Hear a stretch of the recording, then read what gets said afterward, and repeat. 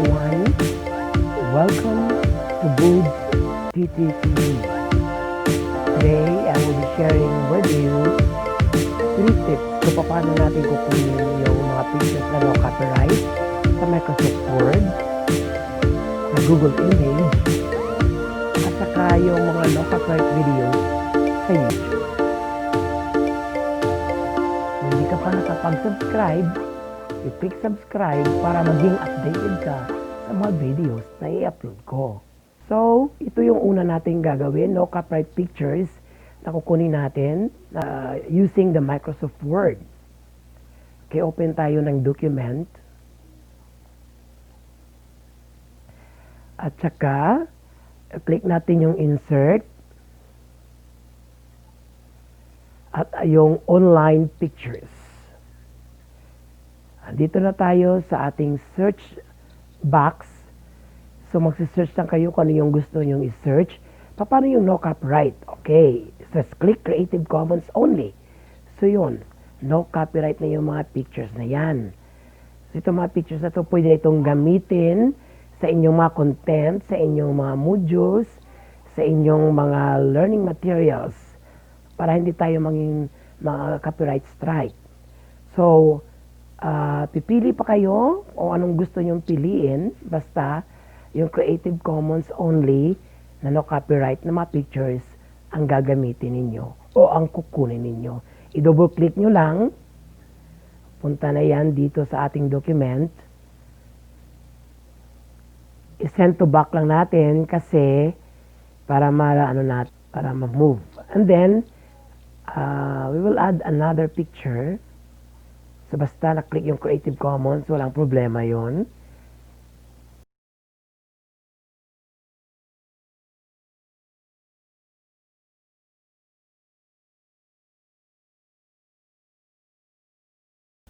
So, i-double click lang natin yung napili natin pictures.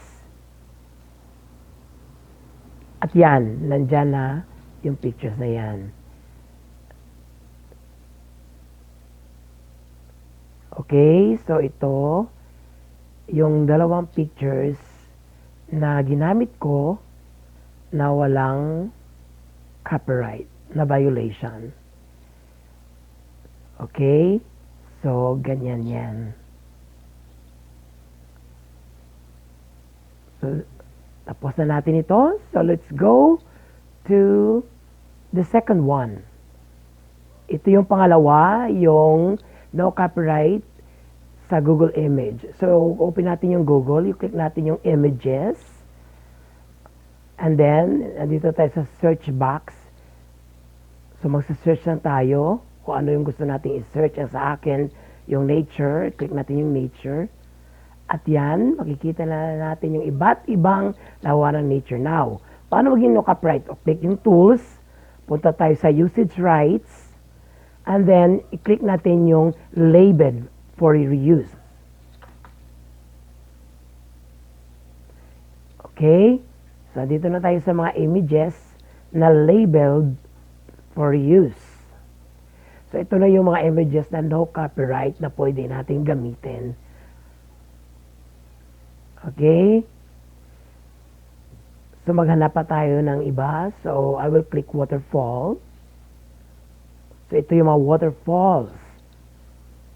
So, ito yung mga no copyright labeled for use. Okay? At ito pa is we have flowers.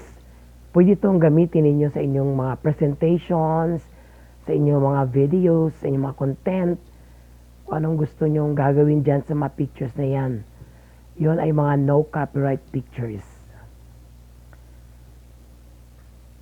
Okay, so these are flowers, no?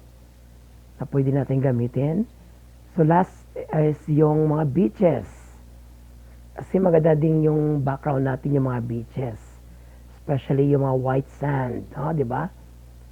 Okay, these are beaches or pictures na hindi ka pwedeng mag-copyright strike kung gagamitin ito. So, yon ang sa Google Image. Ngayon, sa pangatlo, doon tayo sa mga no copyright video sa YouTube. So, nandito tayo sa YouTube, sa search engine or search box. Okay? So, maghanap lang tayo ng gusto nating video. So, sa akin, ito, ang ballroom dance. And then, ibigay sa atin ng YouTube yung mga videos about ballroom dance. Ito na yon. So, paano yung no copyright? So, punta tayo, i-click lang natin yung filter. After that, punta tayo, click yung Creative Commons. So, ibibigay ng YouTube yung mga videos na no copyright, na pwede mong gamitin. So, ito yung mga videos na mga no copyright videos. So, maghanap lang tayo. So, ito yung mga videos na yan. So, hanap tayo ng isang video. Okay, ito. Ito yung example na video na no copyright. Okay? So, ang question, paano natin malalaman na ito ay no copyright na video na pwede natin gamitin? Ang gagawin natin, click natin yung show more sa baba ng video, and then punta tayo sa baba at doon makikita natin itong license. Okay? License, Creative Commons Attribution License, Reuse Allowed. So, no copyright na yan. So, na-allow tayo ng may-ari ng video na i-reuse natin yung video niya.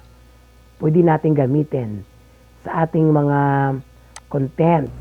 Gusto natin gamitin ito para hindi tayo ma-copyright strike. So, ito yung example, no? Yung sample video na pinapakita ko sa inyo ngayon. Ito ay no copyright video. Okay?